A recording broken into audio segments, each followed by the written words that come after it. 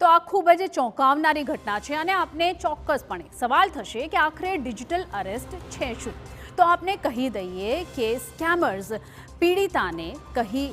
પીડિતાને call અથવા audio video call કરે છે અને તેને પોલીસ કે સીબીઆઈ કહી ડિજિટલ બંધક બનાવે છે અને પીડિત એક જ જગ્યાએ બેસી રહે છે અને તેને હલવા ચાલવા પર પણ પ્રતિબંધ રહે છે. અન્ય કોઈને કોલ પણ નથી કરી શકતા. સ્કેમર્સ એક સેટઅપ બનાવે છે જેમાં એવું લાગે છે કે તેઓ પોલીસ સ્ટેશનમાં બેઠા છે અને ખૂબ જ ગંભીર સ્થિતિ બની જાય છે. ત્યારબાદ એવો સેટઅપ હોય છે જેમાં સ્કેમર્સ પોલીસ સ્ટેશનના બેકગ્રાઉન્ડમાં બેઠા હોય છે. તેઓ પોલીસ સ્ટેશનથી બોલતા હોય તેવું લાગે છે. સાયબર ગુનેગારો પીડિતાને ફોન કરે છે અને ત્યારબાદ તેને ધમકાવવામાં આવે છે, ખોટા કેસમાં ફસાવવાની અને ફોન પર વાત કરે છે કે તેમની દીકરી ખોટા કેસમાં ફસાઈ ગઈ છે. ધરપકડનો ડર બતાવીને પીડિતાને ઘરમાં જ ગોંધી રાખે છે.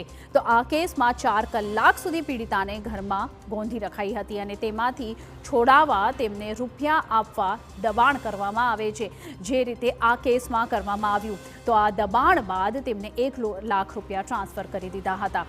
તો ડિજિટલ અરેસ્ટથી કઈ રીતે બચવું તે અમે તમને બતાવી રહ્યા છીએ. તમારે ખૂબ જ સાવધાન અને સતર્ક રહેવાની જરૂર છે આ તમામ કેસમાં.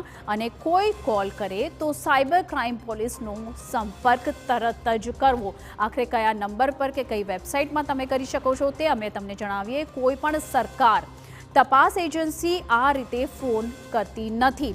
જ્યારે પણ આવો કોઈ કેસ બને છે તો તેઓ રૂબરૂ આવીને તપાસ કરે છે. તમે દોષી હો તો પણ તમને રૂબરૂ જ બોલાવવામાં આવે છે અને આ રીતે જ તપાસ કરવામાં આવે છે. જો કોઈ કોલ કરે તો તેમની જાણકારી મેળવો કે આખરે ક્યાંથી ફોન કરવામાં આવી રહ્યો છે, કઈ રીતે ફોન કરવામાં આવી રહ્યો છે.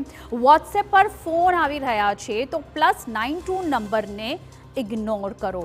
આ નંબરથી અને ઘણા અલગ અલગ નંબર્સથી ફોન આવતા હોય છે તો +92 નંબરને ઇગ્નોર કરવો જોઈએ. અને છેતરપિંડીનો અનુભવ થાય તો તાત્કાલિક જ 1930 એટલે કે 1930 પર કોલ કરવો જોઈએ અને સાયબર ક્રાઇમનો સંપર્ક સાધવો જોઈએ. એમની વેબસાઇટ જે છે cybercrime.gov.in, આ વેબસાઇટ પર તરત જ સાયબર ક્રાઇમની ટીમનો સંપર્ક કરવો જોઈએ અને સાવચેતી રાખવાની જરૂર છે. વેબસાઇટની મુલાકાત લઈને પણ ફરિયાદ નોંધાવી શકાય છે.